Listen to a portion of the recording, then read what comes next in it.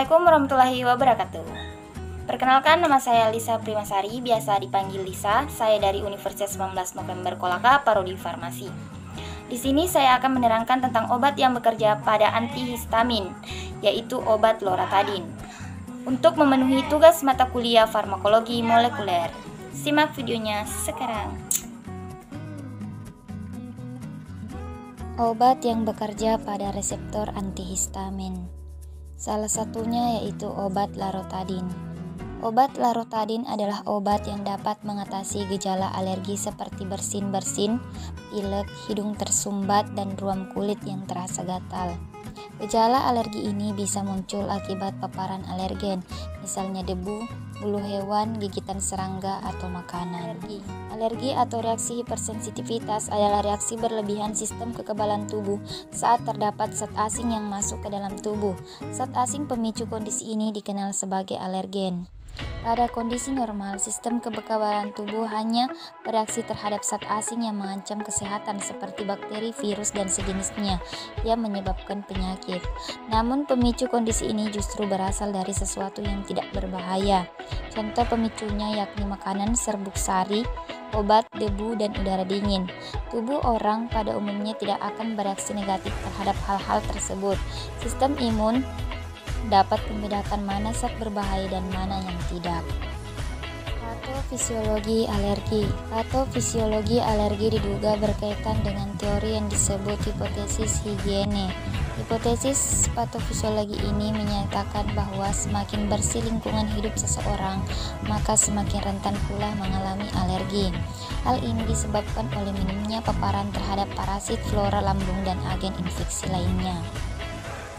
Patofisiologi alergi terjadi akibat pengaruh mediator pada organ target. Mediator tersebut dibagi dalam dua kelompok, yaitu mediator yang sudah ada dalam granula sel mas atau formed mediator, dan mediator yang terbentuk, kemudian nullified mediator. Menurut asalnya, mediator dibagi menjadi dua kelompok, yaitu mediator dari sel mas atau basofil, mediator primer, dan mediator dari sel lain akibat stimulasi oleh mediator primer, yaitu mediator sekunder. Mekanisme alergi. Mekanisme alergi terjadi akibat induksi IgE yang spesifik terhadap alergen tertentu berikatan dengan mediator alergi, yaitu sel mas. Reaksi alergi dimulai dengan cross-linking dua atau lebih IgE yang terikat pada sel mas atau basofil dengan alergen. Rangsangan ini meneruskan sinyal untuk mengaktifkan sistem nukleotida siklik yang meninggikan rasio cGMP terhadap cAMP dan masuknya ion Ca++ ke dalam sel.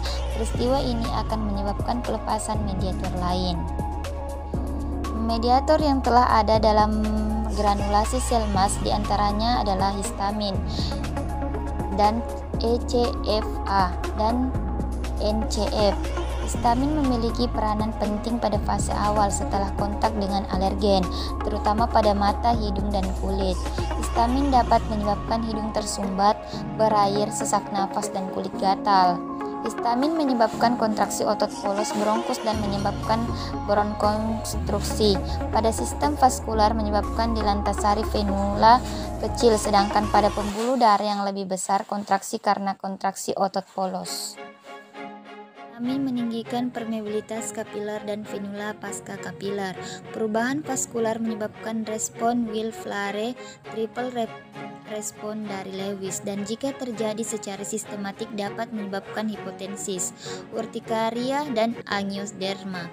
Pada traktus gastrointestina, histamin menaiki sekresi mukosa lambung, dan apabila pelepasan histamin terjadi secara sistematik, maka aktivitas otot polos usus dapat meningkat dan menyebabkan diare dan hipermotilitas. Mediator diantaranya adalah leukotriene, prostaglandin, dan tromboxan. Leukotriene dapat menyebabkan kontraksi otot polos, peningkatan permeabilitas, dan sekresi mukus. Prostaglandin A dan F menyebabkan kontraksi otot polos dan meningkatnya permeabilitas kapiler, sedangkan prostaglandin E1 dan E2 secara langsung menyebabkan dilatasi otot polos bronkus. Kallikrein menghasilkan kinin yang mempengaruhi permeabilitas pembuluh darah dan tekanan darah. ECF VFA menarik eosinofil ke dalam darah, tempat reaksi dan memecah kompleks antigen antibodi dan menghalangi neurosintetisat menatur mediator. Mekanisme obat loratadin. Loratadin adalah obat antihistamin H1 trisiklik kerja panjang generasi kedua. Loratadin memiliki antagonis reseptor H1 yang menghambat kerja histamin dengan berkompetisi mengikat reseptor H1 perifer secara reversibel. Akibatnya, gejala yang disebabkan oleh aktivitas histamin di pembuluh darah kapiler, otot polos bronkus, dan otot polos gastrointestinal dapat dihambat. Loratadin memiliki efek sedasi yang lebih ringan dibandingkan dengan antagonis reseptor H1 generasi pertama, karena senyawa ini tidak memiliki kemampuan untuk menembus sawar darah otak, sehingga tidak dapat terdistribusi sempurna ke sistem saraf pusat. Selain itu, loratadin memiliki afinitas yang rendah pada reseptor kolinergik dan alfa adrenergic, sehingga tidak memberikan efek yang signifikan. Loratadin memiliki efikasi yang lebih rendah, namun jarang menyebabkan somnolen dan memiliki durasi kerja yang panjang sehingga dapat menjadi pilihan. Reseptor histamin H2. Pengaktifan reseptor histamin H2 terjadi pada saat adanya alergi yang menyebabkan asetilkolin menjadi aktif yang kemudian menjadi kalsium. Begitupun dengan gastrin atau enzim hasil gesel yang akan meningkatkan kalsium. Ketika gesel meningkat gastrin, maka akan mengaktifkan ECL sel yang akan melepaskan histamin yang kemudian berikatan dengan H2 reseptor sehingga mengakibatkan CAMP. Kalsium dan CAMP yang telah berikatan kemudian akan mengakibatkan pertukaran H positif dan K positif. Komponen farmakologi loratadin bersifat tidak larut air namun sangat mudah larut dalam aseton, alkohol, dan kloroform. Senyawa ini memiliki berat molekul 382,9 gram per mol dan bentuk empirik yaitu C22, H23, CIN2, dan O2. Loratadin merupakan kelompok antihistamin H1. Antihistamin H1 dibagi dalam dua kelompok yaitu generasi pertama dan kedua. Antihistamin generasi 1 memiliki efek sedatif yang tinggi dan lebih kuat dalam menghambat reseptor di sistem otonom, sedangkan generasi kedua memiliki efek sedasi yang lebih rendah. Seluruh antihistamin H1 merupakan senyawa amin yang stabil. Farmakodinamika obat loratadin. Beberapa aspek farmakodinamik loratadin yang harus diketahui adalah: 1. Karakteristik reseptor histamin H1. Reseptor histamin H1 termasuk dalam kelompok G protein couplet reseptor dengan 7 segmen A helix transmembran yang berfungsi sebagai saklar yang dapat mengaktifasi kerja sel untuk menimbulkan respon. Histamin berikatan dengan protein transmembran domain 3 dan 5 pada reseptor histamin H1. Ikatan tersebut menyebabkan perubahan konfrontasi reseptor dan mengaktifkan sel. Antihistamin memiliki struktur yang berbeda dari molekul histamin.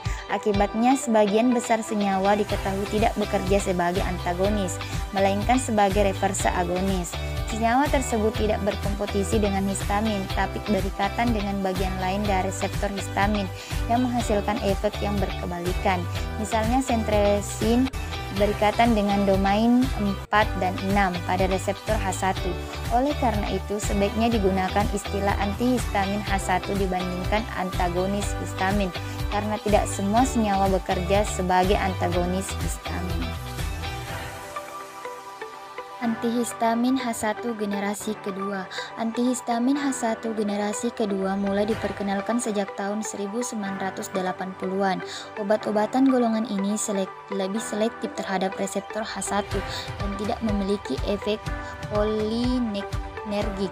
Selain itu, senyawa ini memiliki kemampuan penetrasi yang buruk ke sawar darah otak sehingga menyebabkan efek sedasi yang lebih rendah. Kondisi ini disebabkan antihistamin H1 generasi 2 bukan merupakan substrat yang sesuai untuk menembus sawar darah otot melalui protein transporter aktif glikoprotein P. Antihistamin H1 juga memiliki efek antiinflamasi namun membutuhkan dosis harian agar efeknya dapat terlihat secara klinis. Antihistamin generasi kedua dibagi menjadi dua kelompok, yaitu golongan piperidin, fexofenadin, dan golongan lainnya yaitu loratadin dan cetirizin. Samping obat loratadin yaitu pertama yaitu kantuk ngantuk, kelelahan, rasa gugup, mata, mulut, dan tenggorokan terasa kering, mata merah, sakit perut, diare, dan sakit kepala.